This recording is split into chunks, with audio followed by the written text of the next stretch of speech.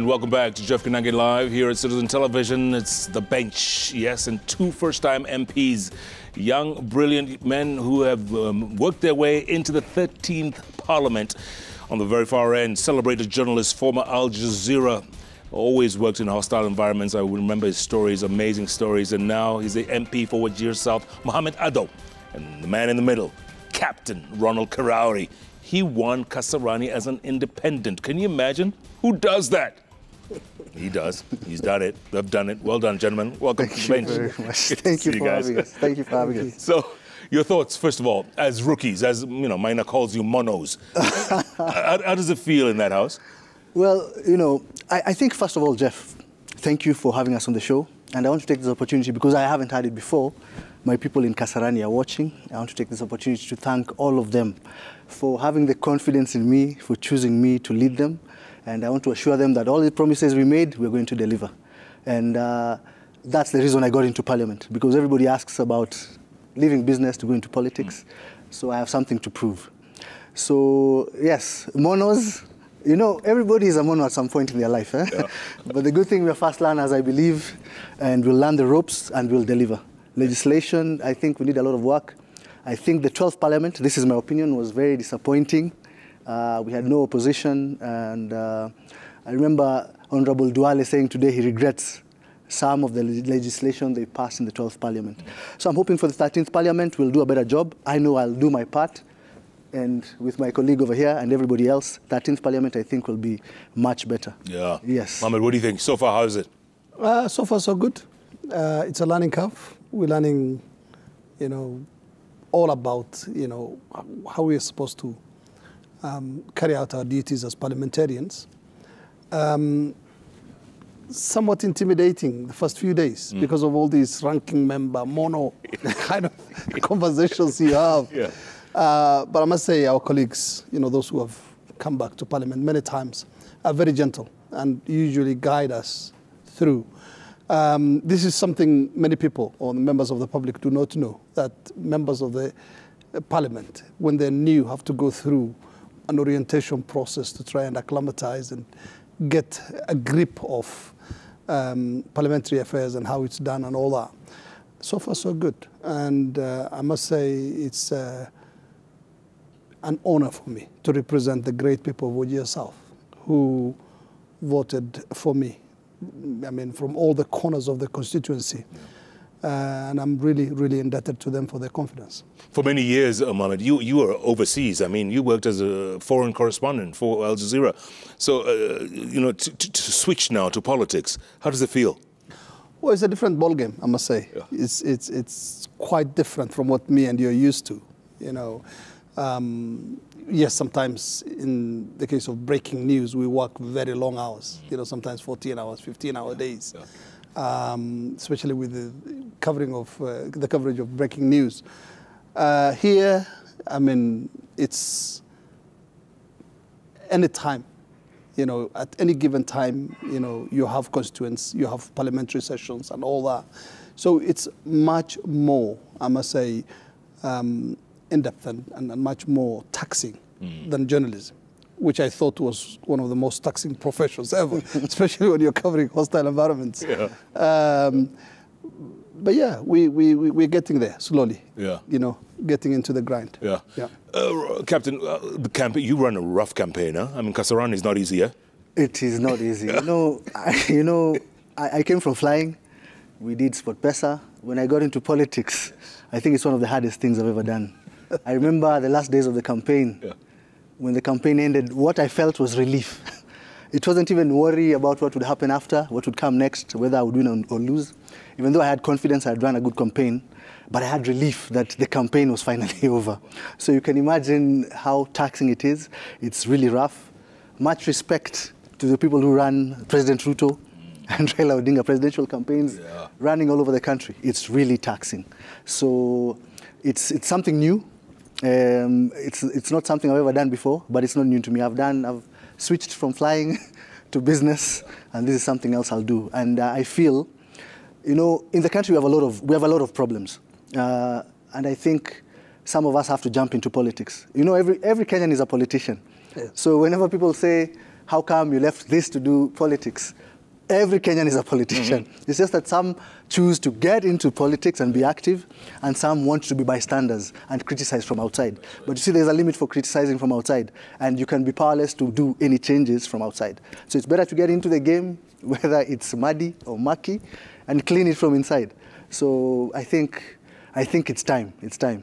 Well done. Yes. And a new generation too. Exactly. Which is good to see. Yes. By the way, what do you guys think of the CS nominees? Who you guys were in the house today? It was a full house today, huh? Yeah. Yes.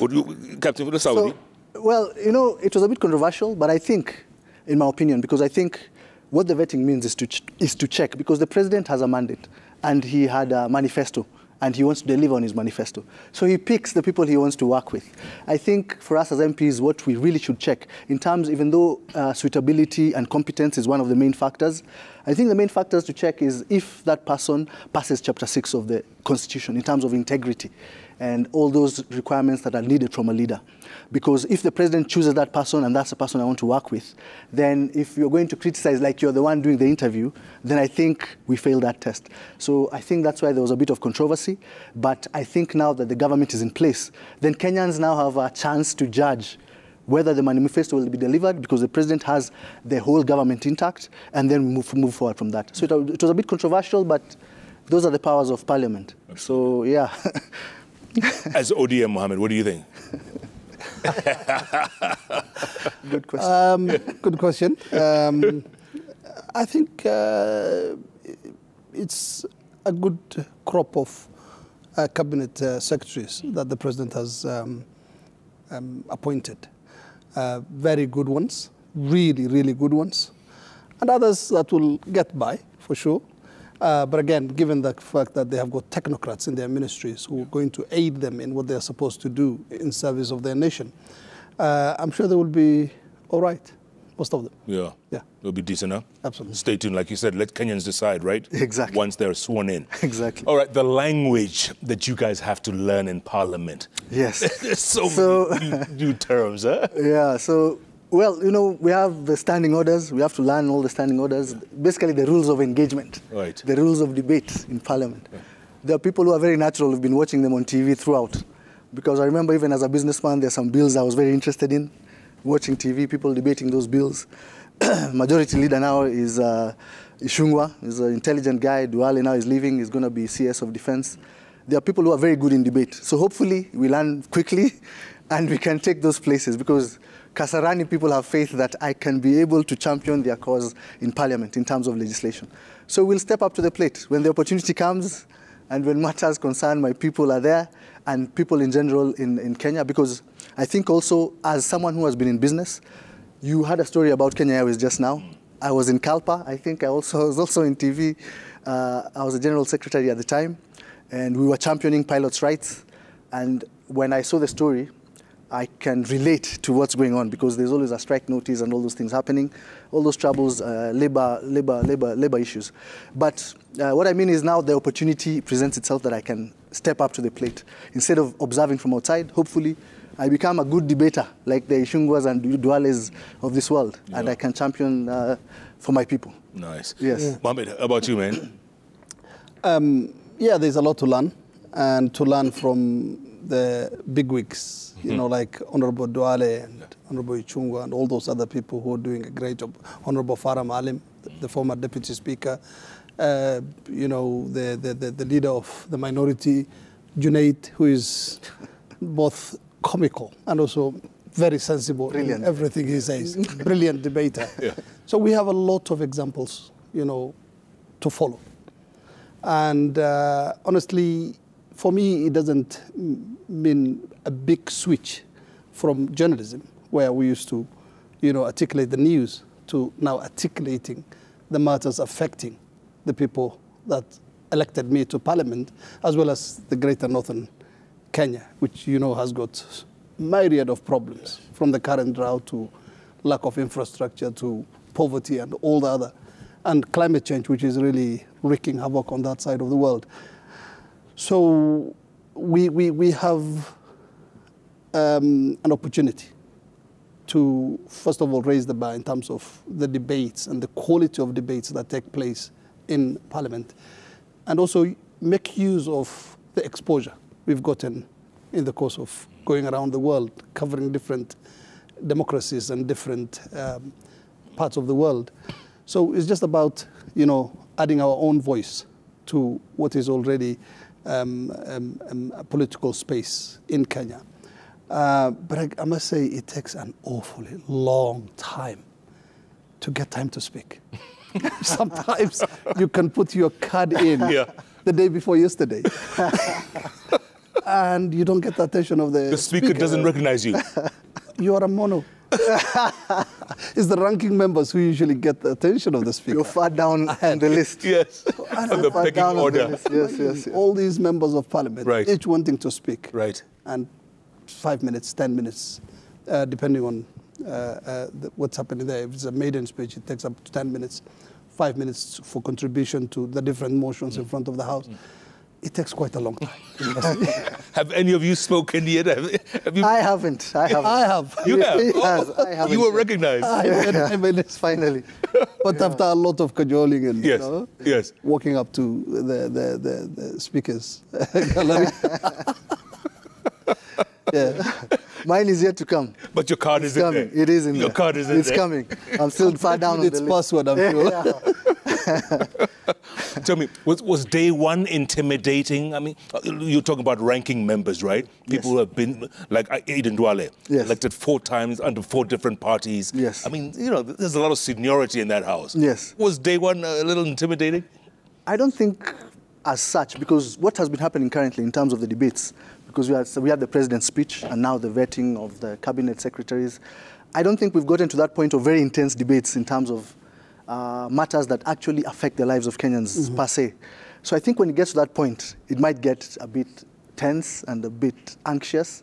I am yet to feel it. I don't know about my colleagues. I was the same. Still warming up. So we're still warming up. Yeah. So, but it was good to see all of them in the same room. I had the pleasure of meeting most of them earlier on in the course of my business. Right. But it's nice now to be in the chamber with them as a colleague. Yeah. It's a totally different feeling. And it's interesting. I think good times are coming. Absolutely. Yes. About you, Mohammed, first day, was it a little intimidating? I mean, now you are Muheshimiwa. You're no longer, Mohammed, the journalist. Yeah. You're Muheshimiwa. Yeah, it's a title. No, it wasn't intimidating, I must say. I mean, it was great to see the chamber from the inside. You usually see it on TV. By the way, it looks great.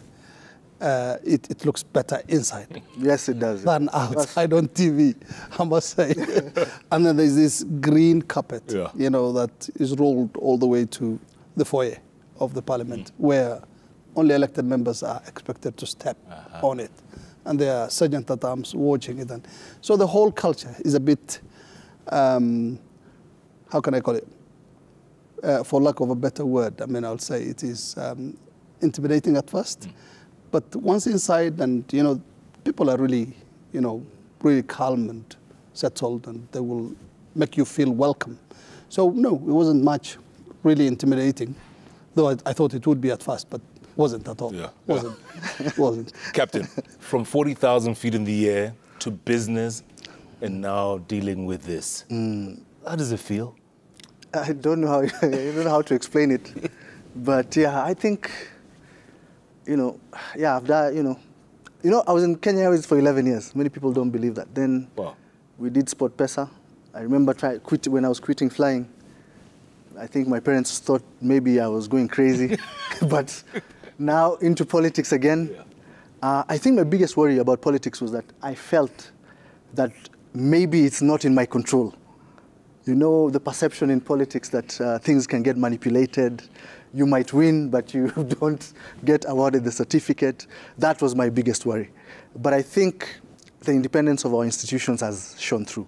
Because with the election of the president, William Ruto, I think I have to mention as Sport Pesa, we went through a very rough time, and our only fault was being successful. So I can't know exactly what the president went through when he was being victimized at the time, but for everything to go through and for him to be declared president, it shows our institutions are completely independent and they stand. So that's a good thing for the country, I believe. So from all those stages of my life, I think this is a new challenge, and I'm happy to take up this particular challenge. And the people I really feel I need to prove to that I can deliver is the people of Kasarani. Kasarani is in Nairobi, but people forget there's a lot of poverty in Nairobi. In the whole of Kasarani, we have 30 schools. I was meeting some MPs from upcountry, and they tell me they have 100 schools in their constituencies, public schools. I'm telling them, we are in Nairobi, we don't have enough schools. The bursaries, all parents are waiting for the bursaries to come out via the CDF. We have problems with food. You see, we're talking about relief food now and drought, but even in Nairobi, people are suffering. So we have a lot of problems we need to tackle. The good thing about President Ruto, he's tackling those basic problems, because we need to ensure we have proper food for the country. Before we talk about these very big things, we educate our people and people have housing. If we take care of those basic needs, then everything else follows. So I think we're heading in the right direction.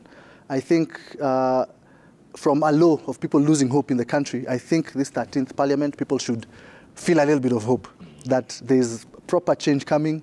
We have some fresh faces that have come in, some young people have come in, and the culture will change. Yeah. The culture should change with this 13th Parliament. So I'm very hopeful. I'm glad I made it to the 13th Parliament. I'm very hopeful that we can bring that change to the country. Yeah, it's like lucky number 13, huh? Exactly. Well, earlier on you talk about the drought in northern Kenya. And I'm telling you, I remember it being this bad 40 years ago. Yeah. Remember, it was in the 80s when it was this bad. Yeah.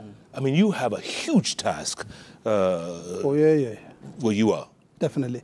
Not just the drought. I have a huge task given the huge size of my constituency. Jeff, I'm sure you'll be surprised to know that the constituency I represent, Wajir South, is the size of Nairobi, Central, and Western combined. What? 24,000 square kilometers. That's Wajir South alone? That's Wajir South alone. It is 48% of the landmass of that county called Wajir, my county. Yeah. And with a population of, which amounts to about 42% of the population of the entire Wajir county. So you can imagine, the distance between one end of the constituency to the other, then without an inch of even tarmac. Most of the places do not have telecommunication network. So getting around in my constituency alone, if I was to visit every little settlement in my constituency, it would take at least 2 months to cover. So I have my task cut out for me, and now the drought is adding on to it. It's a result of climate change, which will be here with us for a very long time, as you know. It's a reality across the globe, not much of our own making. But again, we're living with the effects of it. And Wajir South had been shortchanged for a long time. At every instance, there's been boundary review. It was overlooked. I don't know why. Actually, I would like to know why. Because when you look at that huge piece of real estate there, if I can call it that, it needs at least more than one constituency. And 300,000, population of 300,000 people being represented by one member of parliament. Ooh. And, in such a far-flung place. And again, sharing a very long and porous border with the Republic of Somalia. And with all, the security challenges to boot. So, the drought is adding on to the pressure, but the pressure was already existing because of the sheer size of the constituency that I represent. Hopefully, when they get around, probably in 2024, they will this time round get to dividing or, altering the boundaries of Wajir South. But you giving us another constituency. Yeah, Mohammed, you chose this, huh? You wanted to do this. I mean, you wanted to run for office or to make a change. Is that what it is? I'm sure you will agree with me, Jeff, when you go to some of these countries, other than Kenya, when you travel around the world and you see good things happening in far-flung places like Iraq when it comes to agriculture. The terrain is not much different from what we have in the northeast, Syria, even parts of Turkey. And you see what is happening in terms of development and, you know, the people growing their own food and all that, you would want that replicated in your country. So every trip I went on abroad was, hey, this would have been good back home. This would have been good back home. This would have, and all these years of, you know, this would have been good back home piling over. And then I said, it's time to serve the people. You don't know how long more you have. For the rest of your time now dedicated to service of the community. That is when I decided to run. Yeah, well done. Yeah. Do it yourself. Right. Well done. Captain, why Kasarani? Kasarani, you know, I'm a sports fan, and I have some roots in Kasarani.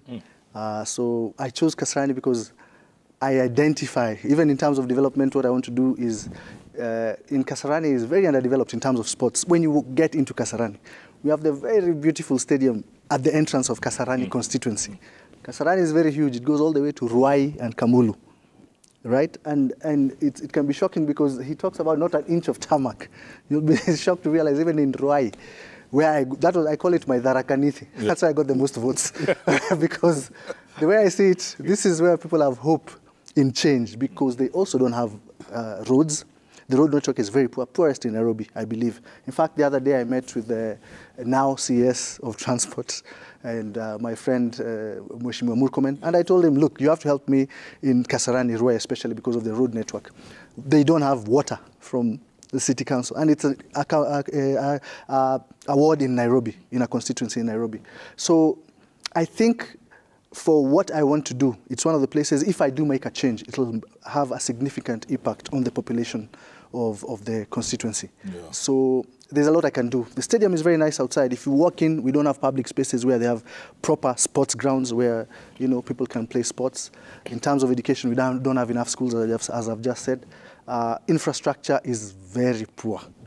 So there's a lot of work to be done, but I believe, given the 5 years that I have, people say it's short. It could be short, it could be long. It depends on what you do with it. So let's see what we can do, but I believe that there's a chance of transforming Kasarani into a proper city in Nairobi.